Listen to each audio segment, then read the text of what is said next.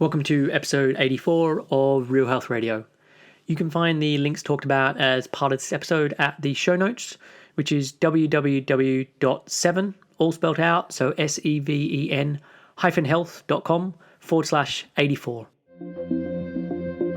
Welcome to Real Health Radio. Health advice that's more than just about how you look. And here's your host, Chris Sandel.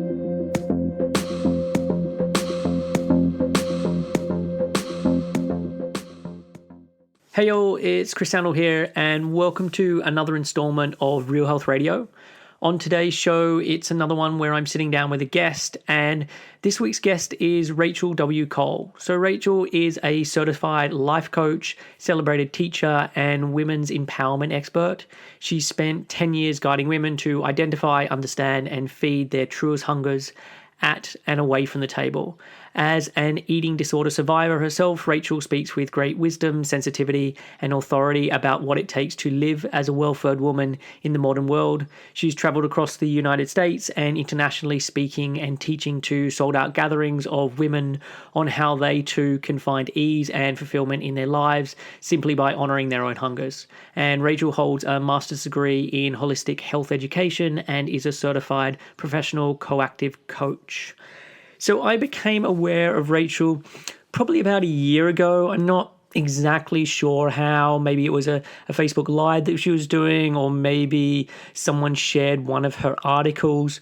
But it was towards the end of last year where I heard her interviewed as part of Christy Harrison's Food Psych. And I really enjoyed their conversation.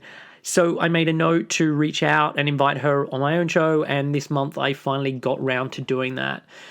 Recently, with the interview podcast that I've been doing, I've been focusing a lot more on just a couple of topics. So with the Chris Masterson episode, I really talked about the antioxidants defense system and then vitamin K2, and that was pretty much the bulk of the show.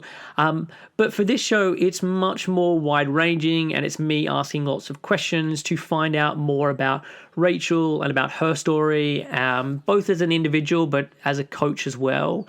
So some of the things that we cover are Rachel's training as a coach and the way she works with people, her own struggles with an eating disorder and her recovery from this.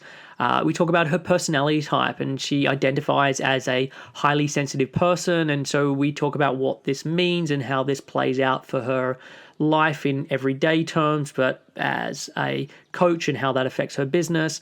And we also talk about intuitive eating and food stuff in general. So this was a really easy and flowing conversation. I think Rachel is great, so I hope you enjoy our chat. So here is my conversation with Rachel W. Cole. Hey Rachel, welcome to the show. Thanks for joining me. Thanks so much for having me.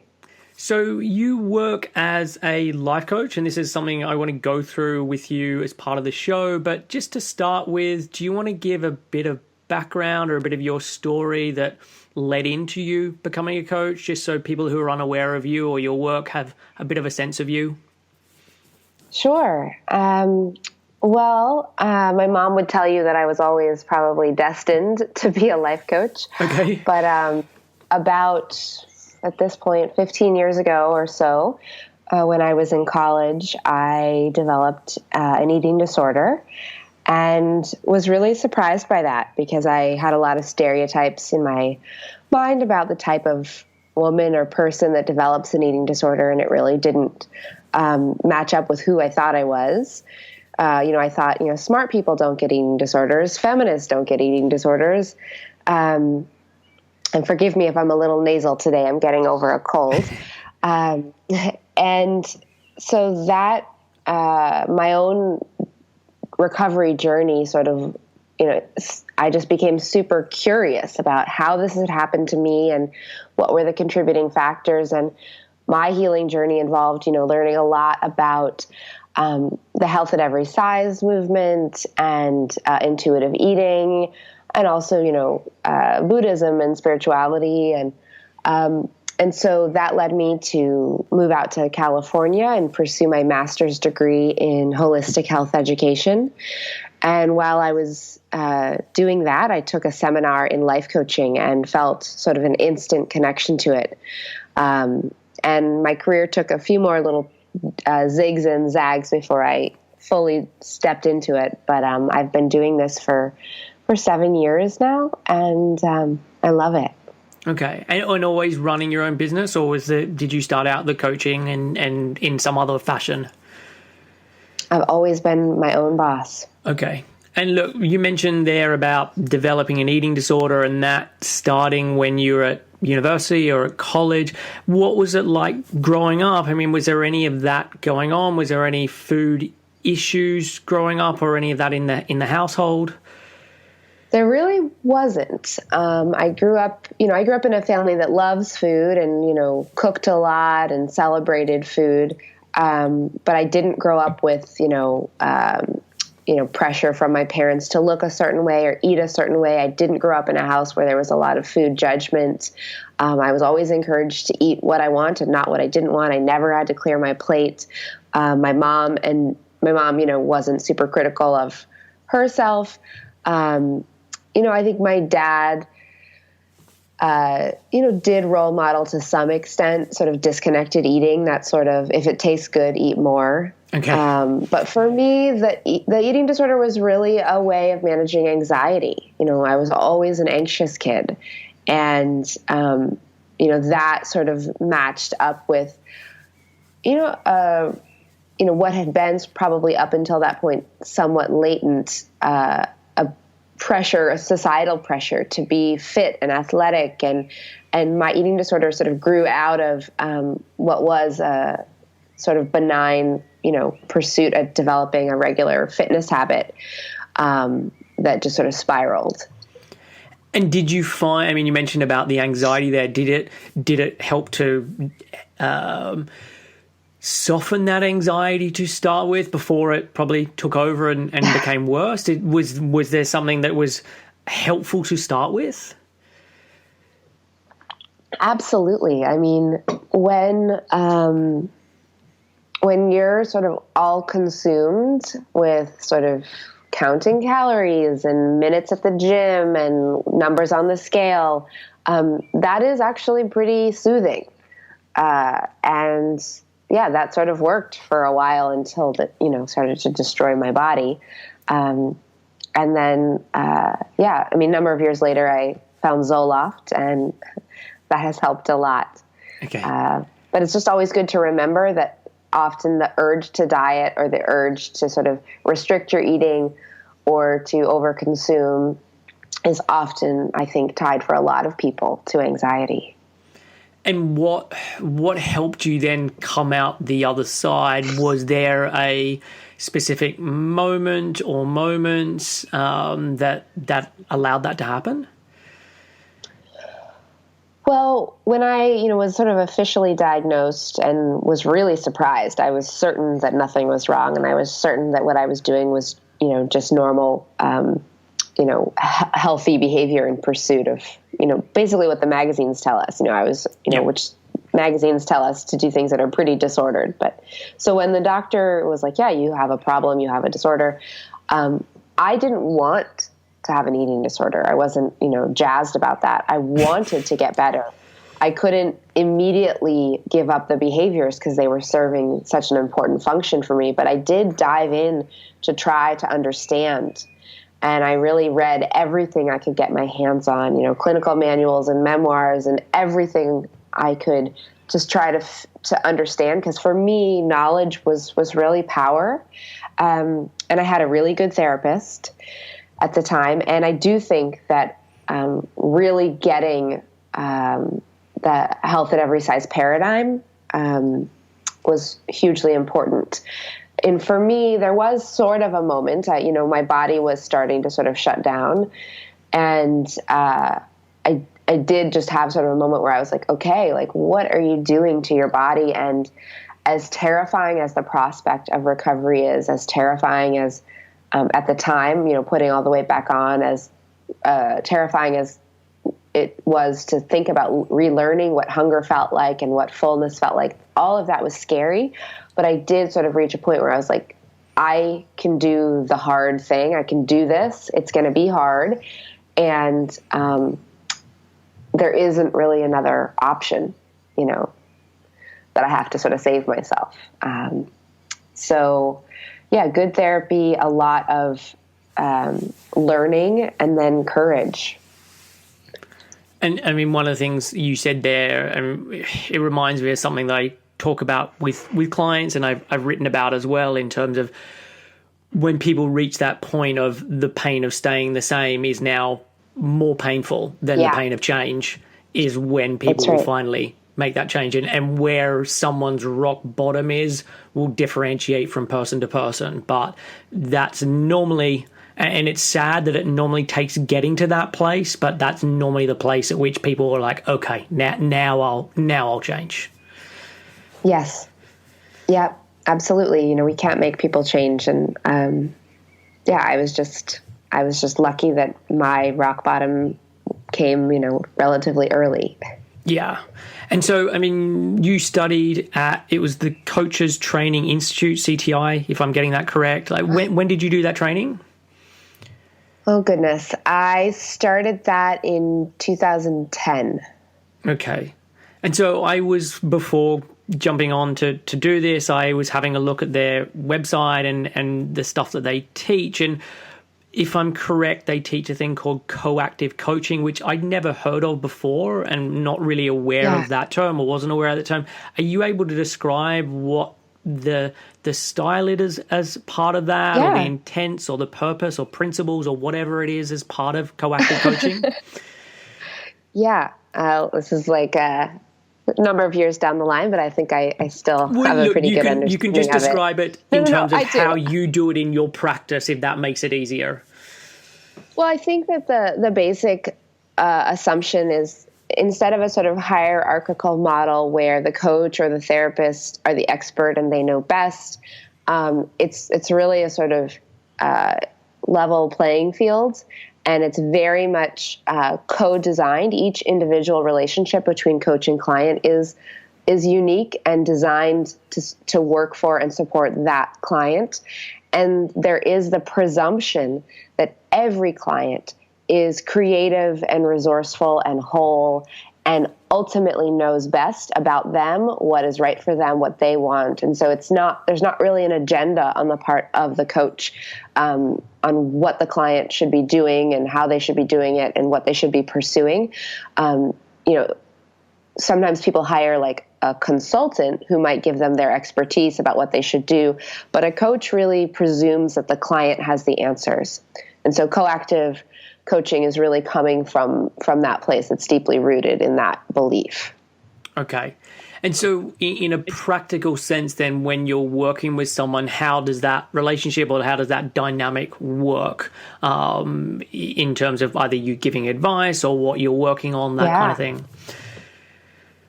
I think that as humans, we have an urge to rush in and to fix things and to think that we know best.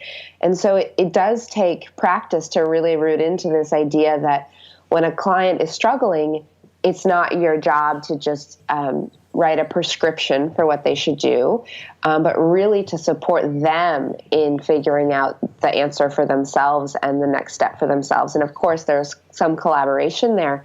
But it looks like asking a lot of questions and not talking a lot. It looks like the client talking a little bit more than the coach. Okay. And being really curious and, again, looking for the client to be making the decisions. Okay. And are there clients where that doesn't work so well? And I'm just trying to think, like, obviously different people work differently with different approaches. Are there certain people you're like, you know what, I feel like I need to be giving this person more directive or anything along those lines? I mean, that's tricky. I think some people are really not looking for a coach and they are really looking for a consultant or a mentor. And so, I do offer consulting as a separate service, and sometimes I do sort of hybrid sessions, and I try to be really clear, like, this is coach-sulting, or this is, this is a hybrid. And just so people know, I think it's really important. But I also think it's important to push back against, a client's sort of initial urge to have the coach solve it all. Yeah. and to really help them access their own innate wisdom. And a lot of people don't realize that they have that. They have the answers, and they can trust themselves. A lot of this is sort of that phrase, teach a man to fish, he eats or is it give a man a fish, he eats for a day, teach a man to fish, he eats for life? Yeah. It's a little bit of that. Like, there's a lot more a client can do when they have done the work, when the wisdom has come from within them. It lasts longer than a coach just telling them what to do or what's wrong. Yeah, totally. And like, I'm very much, when I'm working with clients, I'm getting them to do different exercises, then talking through that and like, what did you learn? Why do you think I got you to do this exercise? Like, very much trying to take an anti-authoritarian approach, where it's like trying to, as you say, like helping the client get to their own answers or discover this stuff themselves. Yeah. So before you did the coaching, you'd said, I think it was, you did a master's degree in holistic health education. Yeah. Were you hoping to study something else before getting into coaching, or these were kind of one and the same in terms of just building on the same thing? I wasn't hoping to study something else. I mean, so to give a little bit more backstory, immediately after college, I was recovered and I was hired by the Student Wellness Center to do eating disorder prevention and outreach on the campus that I had attended school. Okay. And it was a 1-year term, and at the end of that, I was trying to decide between becoming a therapist and a health educator, because I really had believed in the power of learning, but I also believed in the power of therapy. And my gut told me that health education was just a better fit. And so I did some informational interviews with master's programs in that field, and really quickly became disillusioned because their model of health was not something that I subscribed to. They really believe in BMI and weight loss and all of those things. And so I was sort of sent back to the drawing board, and then was lucky to stumble across this program in holistic health education that had a model of health that I really resonated with, and was excited to pursue that. And, just so happened through that to encounter coaching, which was an even better fit. But my master's degree certainly informs, my life as a person and as a coach. And was there an initial plan that you were going to use that master's degree and go in a different direction? No, I really didn't know where it was going to go. I just knew that I was, wanting to learn more about health from this different perspective. Yeah. And what was included in that course that you said the other one, it was more based on BMI and other factors that you weren't so into. So what were the juicy bits of this course that you're like, yes, I really want to get into, and yes, I really believe in? Well, we studied everything, really, again, think about it from the whole. So we studied environmental health and energy models of healing. So, chakras and chi, and we studied Ayurveda and Chinese medicine, but also Western medicine. And we studied, effective communication and emotional coping. And there's just sort of really looking at health from this 360 view. And again, looking at it from, Western medicine and sort of a lot of sort of the dominant health paradigm is still very much rooted in sort of the body as machine, and that, we treat the symptoms, not the cause, and we treat the body as separate from the mind or the spirit or the community or the planet. And so, really I spent 3 years of my life really diving deep into what it means to look at well-being from this just much more holistic perspective. Okay. And just from hearing you describe that, I can understand how that then helps with all of the coaching that you do and the kinds of areas that you now focus on.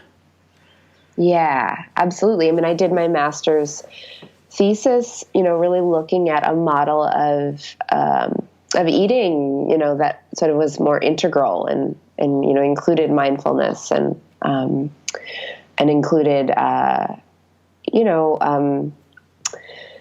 freeing ourselves from sort of diet police and nutrition police and all of that. And is that where you then came across health at every size and intuitive eating and those movements?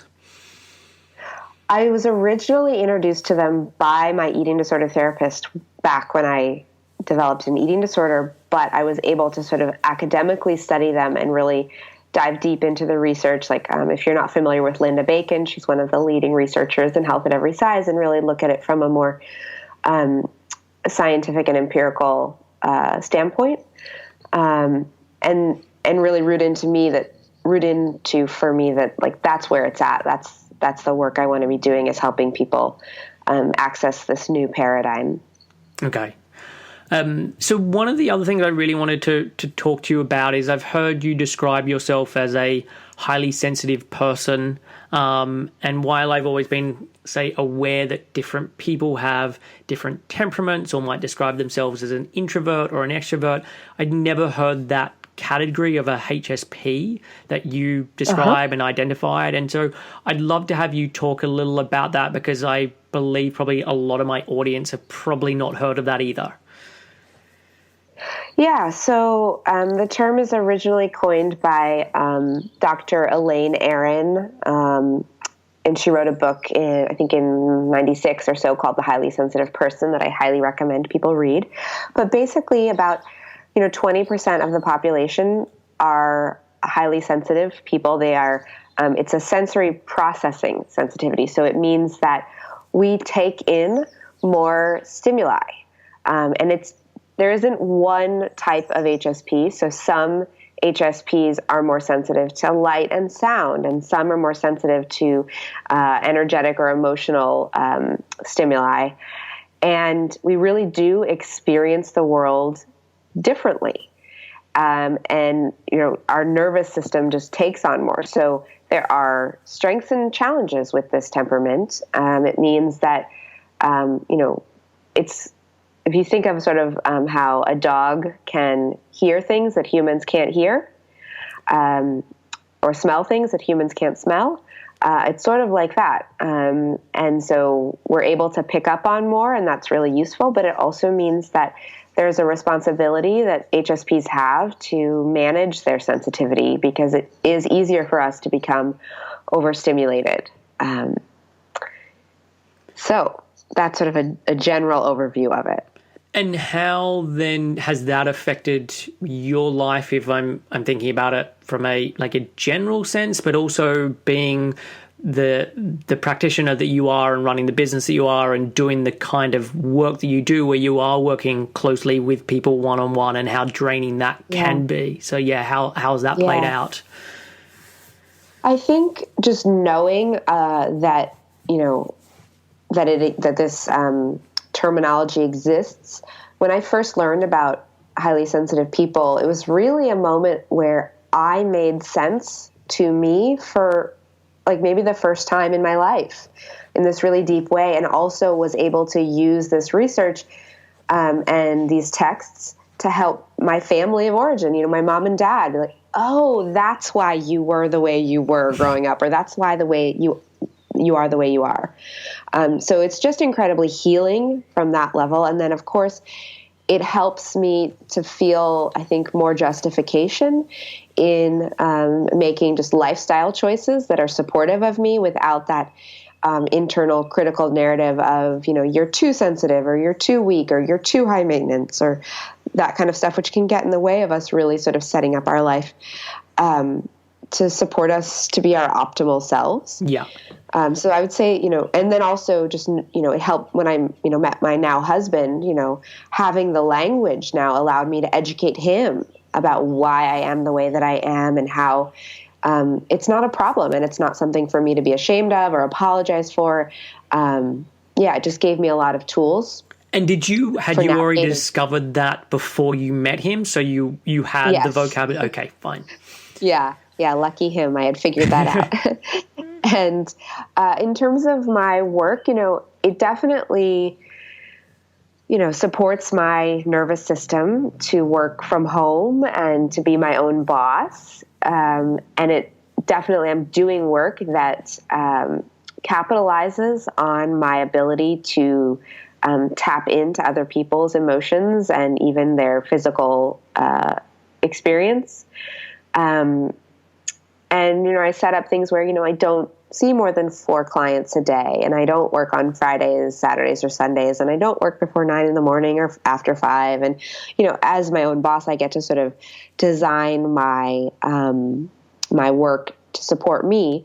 Of course, I think any sort of helping profession requires really good boundaries, whether you're an HSP or not. I think you have to really believe that you're not responsible for the well-being of your clients, because if you feel that you are responsible, I don't think you'd ever sleep at night.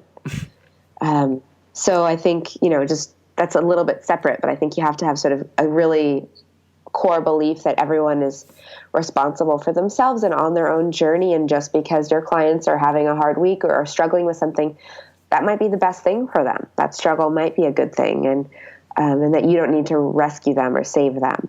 Yeah. And I mean, I try and keep that in mind when I'm working with clients for when people are struggling, but also when people are doing really well, and keeping my ego in check. So it's not, oh, wow, they're doing really well because of me. And then when they're not doing well, it's like, well, it's their problem. Like really understanding that I can do so much for people, but really I'm a guide. I'm trying to open ideas up to people or make suggestions. It's then up to them to then put that stuff either into practice or try it out or be able to see what genuinely works for them.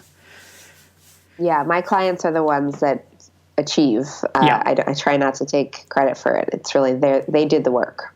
Yeah, definitely. Have you ever come across Neuro-Linguistic Programming or NLP?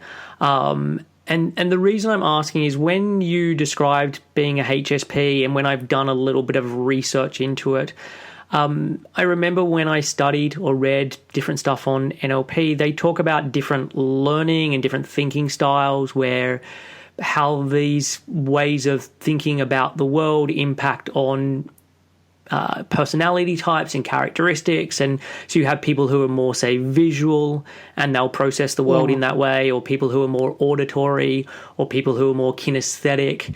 And when I hear a lot of the characteristics and around the HSP, it very much feels like the kinesthetic type that is talked about within NLP. So I don't know if you've come across that.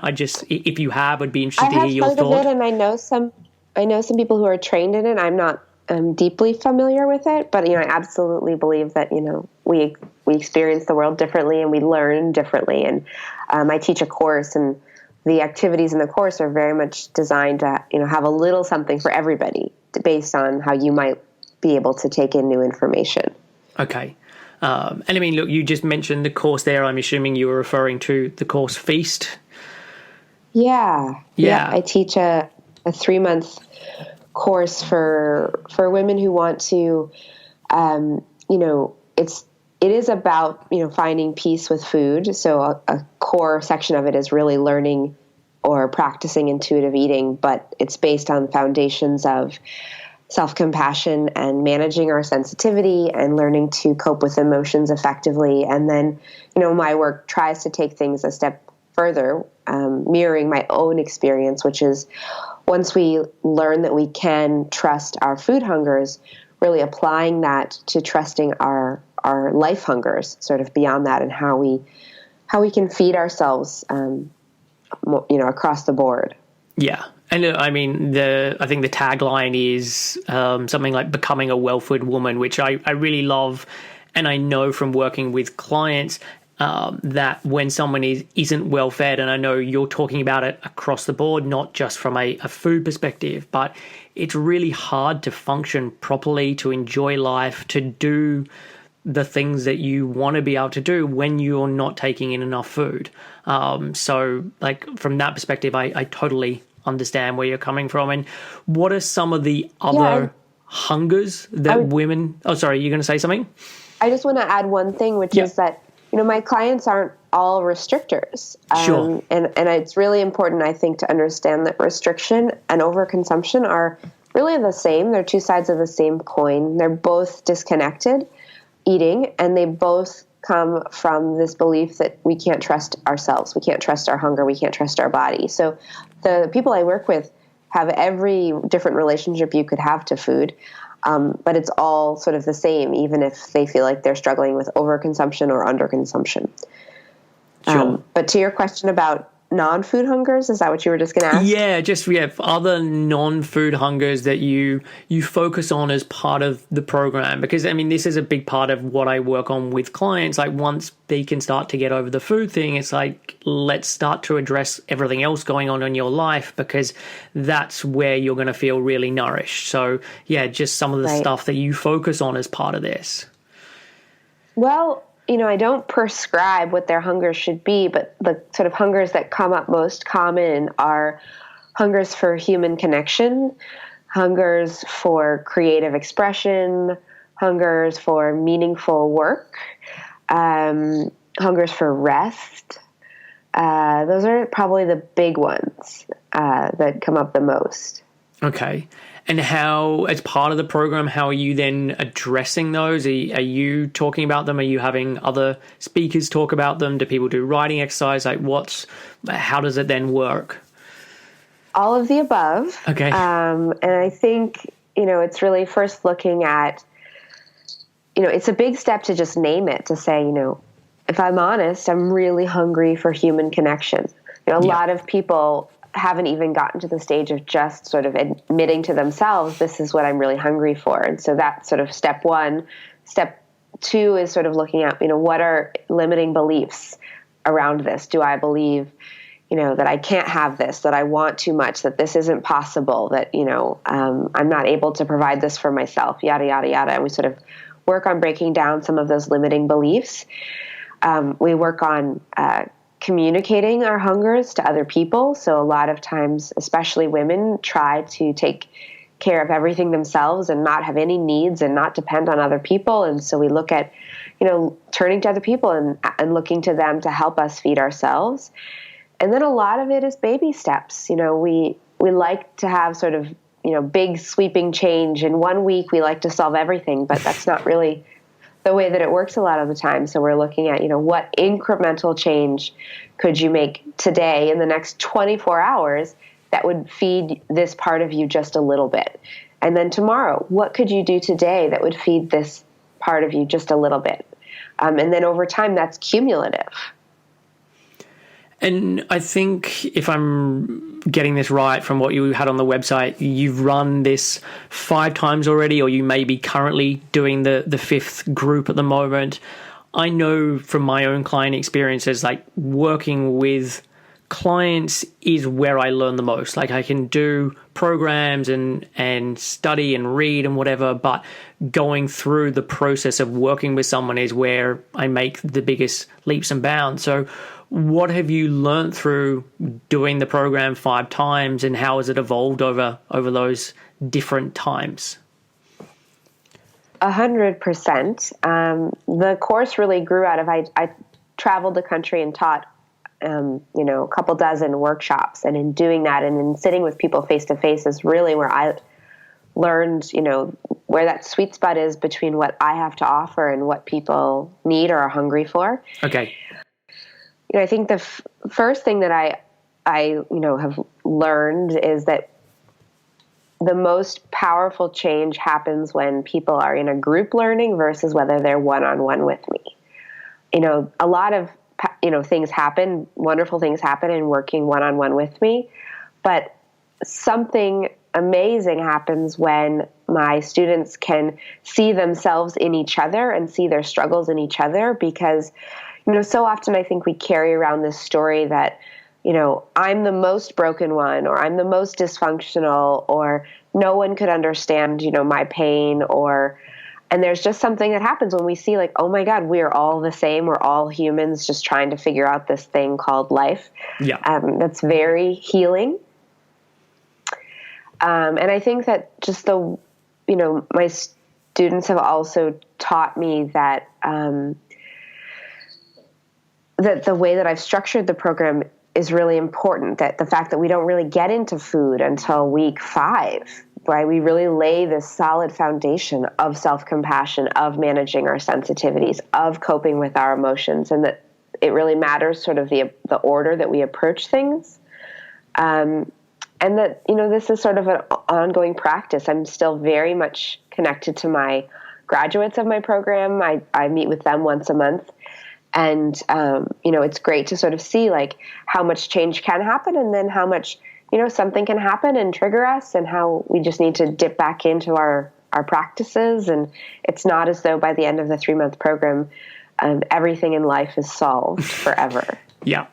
And so there was a Facebook Live that you did where you stated that your 2 favorite questions around like well-fed living are what fed me today, and then 2, which was what do I think will feed me tomorrow. Do you want to talk a little bit about this and how people can then be using these questions to get more out of their life? Yeah, I mean, just this sort of basic, thing that we don't spend a lot of time even thinking about what we're hungry for, or how every day presents opportunities or could present opportunities to feed us. And so this is about just bringing more awareness and consciousness. And it's a daily journaling practice I really recommend. I recommend doing it in the evening before bed, but if that time doesn't work for you, any other time. And it's just really those 2 simple questions, which is what fed me today? So really seeing we can lock in that learning of, when I stopped to think about it, I realized that the fact that I stepped away from my desk at work to go eat my lunch, that really left me feeling much more nourished than if I had continued to work through my lunch period. Just trying to capture that data of our day-to-day living of, that feeds me. And then thinking ahead, what do I think will feed me tomorrow? Usually before I go to bed, I look at my calendar for the next day so I can see which clients I'm meeting with and what my day looks like, and just adding in that question of, what do I think will feed me tomorrow? And sometimes that means I look at my calendar and nothing on it will feed me. And so that inspires me the night before to think, okay, what change can I make? What can I do to add something in tomorrow that will feed me? So it's just a great practice of bringing awareness to this. And then it's really cumulative. So this practice over, a 2-week, 3-week, 4-week period, we start to see that, wow, I'm really feeding myself more, and I'm making choices that leave me feeling more fed.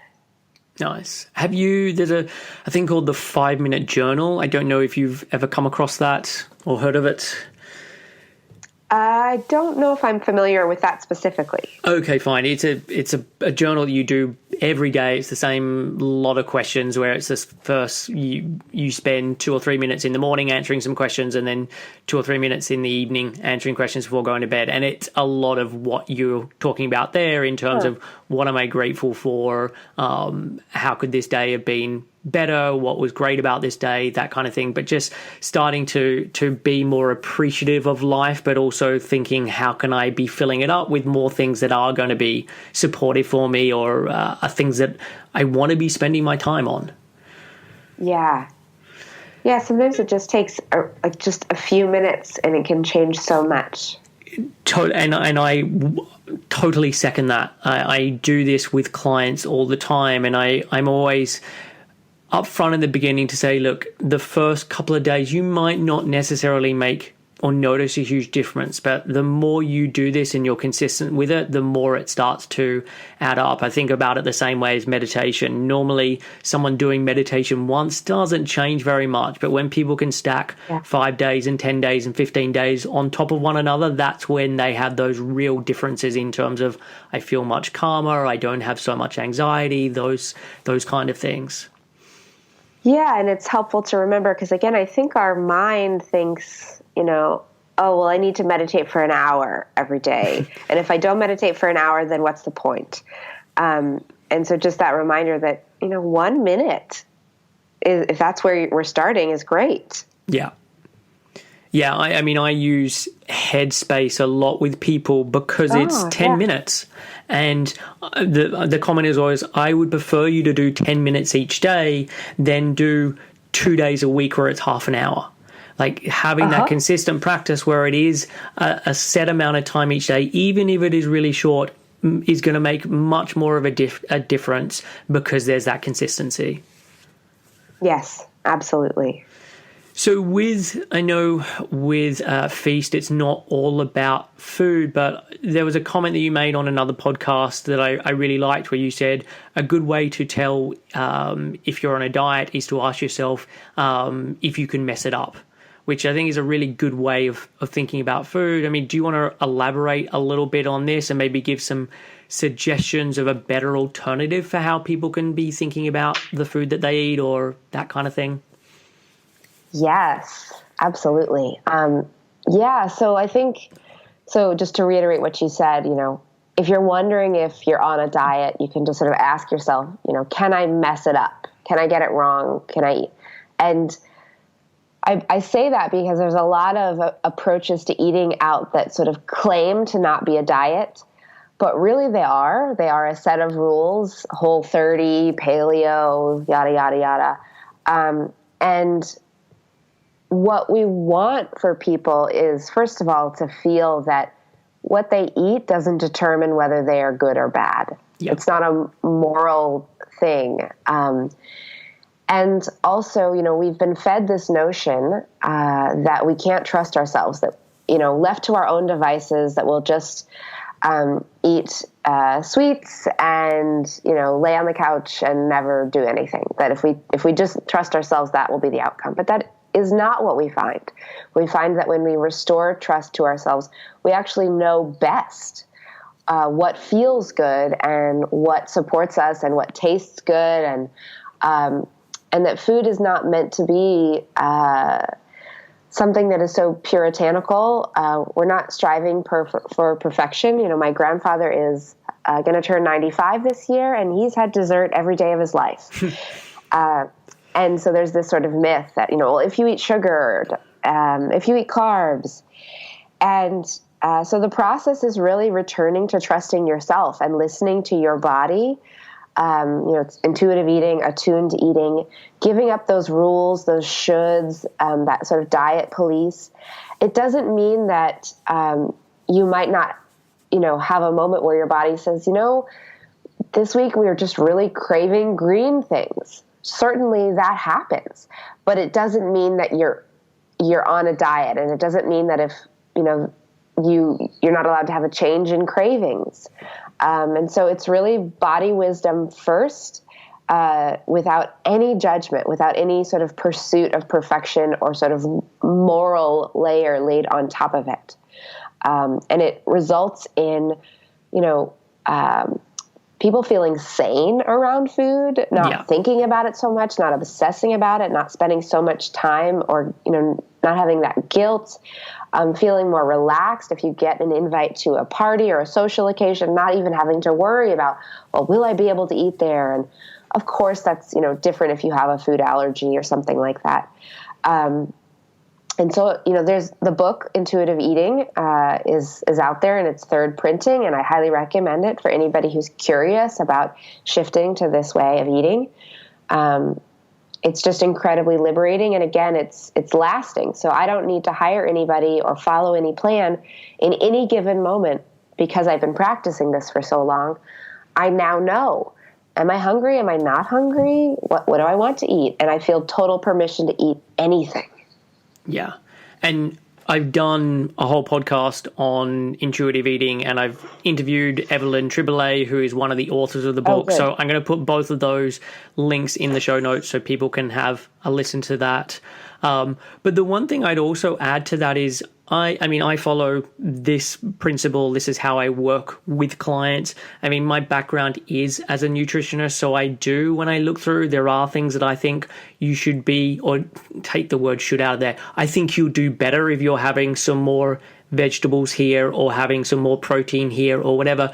But whenever I'm making those suggestions with people, it's always, why don't you try this out and see? If it works for you, great. If it doesn't, don't worry about it. Yeah. To try and help people get to that place of eating in a way that best supports their body, while at the same time really focusing on body awareness, where it's like, I understand physiology, I understand foods. So these are the things I think are going to work better for you, but we're going to work this out together because you're the one that needs to be giving me the feedback on what isn't working. And when people do that and they get rid of the rules around all this stuff, despite people thinking they're going to end up, as you say, just eating candy and lying on a couch and never doing anything, people find joy in eating, people find joy in movement, and they actually follow more healthful practices than if they have hard rules about what they should and shouldn't be doing. And so even if I'm looking from a health perspective, it is actually better for them to do it this way, Absolutely. Despite what most people think is going to be the outcome. And I think, what you're touching on is this really innate aspect of the human brain, which is rebellion. Yeah. And anytime we introduce sort of very strict rules, at least I know myself, if you tell me what to do, I will do the opposite. It's just sort of how a lot of us are wired. And so a lot of the healing that comes through intuitive eating comes from taking away any need to rebel. When there's no longer something to rebel against, what we are left with is our sort of innate desires. I would say with, nutrition and sort of, suggesting vegetables and such, it definitely has a place. For my clients, it's, 1 or 2 years down the road because they really have to lay this foundation of healing. And if we, in my experience, introduce, a lot of my clients have sort of trauma around vegetables because they have either been forcing themselves to eat an insane quantity of them for so long, they've been subsisting on them, or they've just been looming as this big should.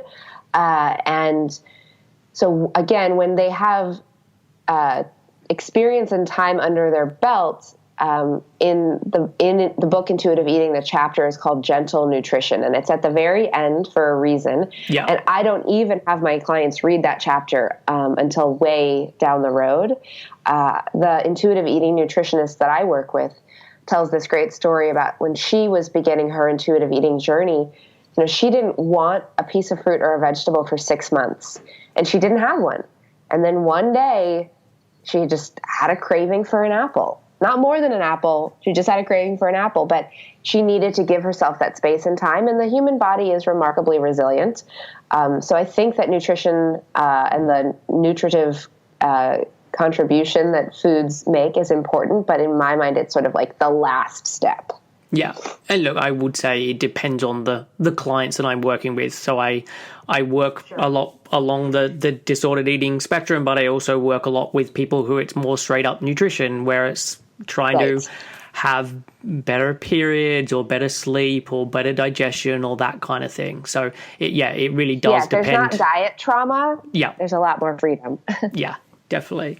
So look, Rachel, I'm really enjoying this, but I want to be respectful of your time, and I know you need to head. So before we bring this to a close, do you want to tell people where they can go to find out more info about you? So like website and social media, that kind of thing. And I'll put all of the links in the show notes, but if you can just tell the listeners. Yeah. My website is Rachel W. Cole. That's RachelWcole. RachelCole.com, RachelWCole.com. And I'm Rachel W. Cole pretty much everywhere else. On Facebook, it's at Feed Your Life, / Feed Your Life. And then on Instagram, it's Rachel W. Cole. Okay. Cool. Well, look, thank you so much for coming on the show today. I wish we could have longer. I've really loved chatting with you. But yeah, thank you. Thanks, Chris. I really enjoyed this conversation. Thanks for